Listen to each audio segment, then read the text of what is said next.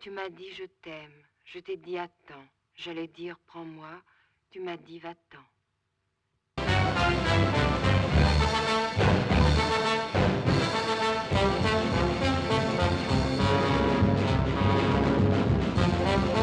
Enfin, malgré la vie.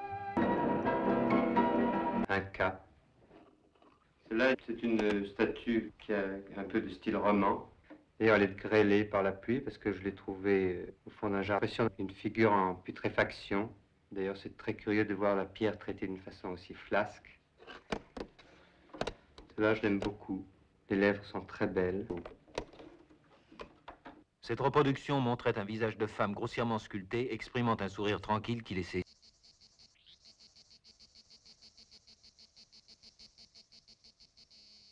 Ils restèrent 1 heure avec la statue, elle dépassait encore leur espérance, ils tournèrent très vite autour d'elle en silence. Ils n'en reparlèrent que le lendemain.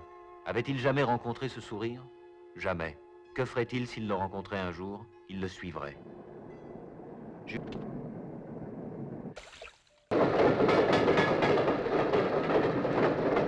Ils durent chercher longtemps le long de la côte avant de trouver à louer la maison rêvée, trop grande mais isolée, un peu solennelle, blanche dehors et dedans, sans meubles.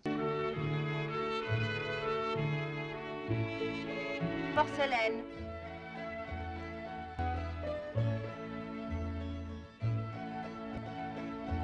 What? La maison. Oui.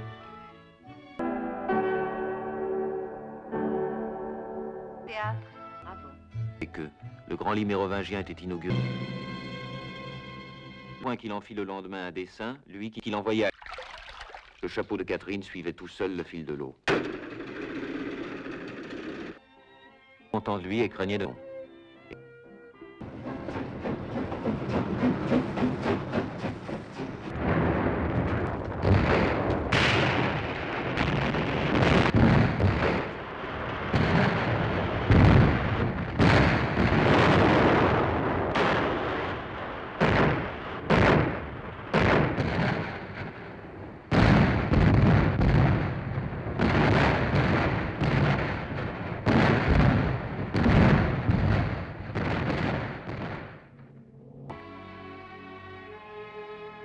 plus que du fer dans le sol et que des champs entiers étaient devenus incultivables.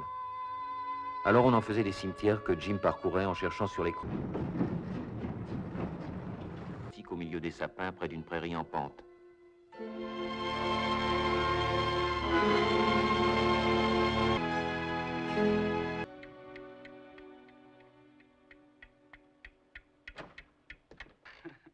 C'est ici que Jules travaille et dort.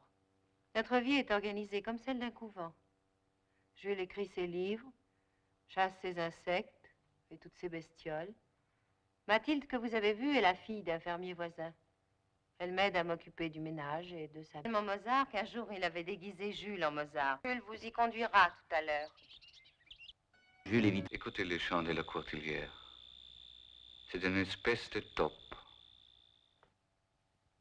De sa chambre d'auberge, une pression de jubilation et de curiosité incroyable. Jim se releva enchaîné. Les autres femmes n'existaient plus pour lui.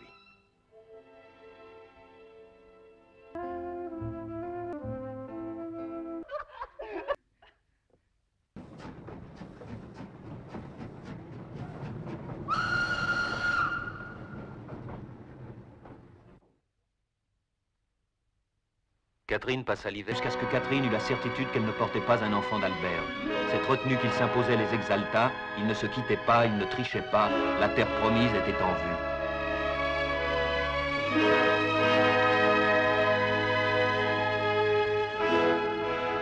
Lorsque le moment vint enfin de commencer l'enfant, ils s'aperçurent que Catherine n'était pas enceinte. Et que tout était fini.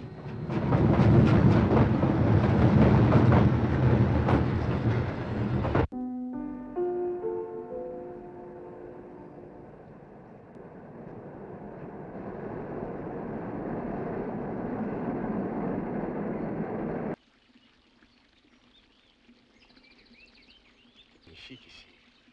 Regardez la voiture de Catherine.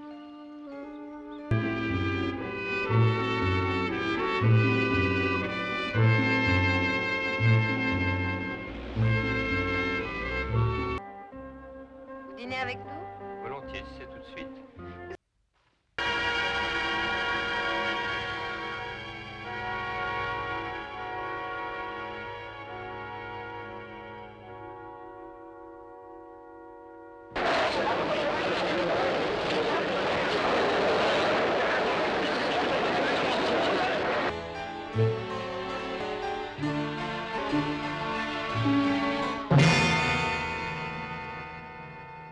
n'aurait plus cette peur qu'il éprouvait depuis le premier jour. D'abord que Catherine le trompe,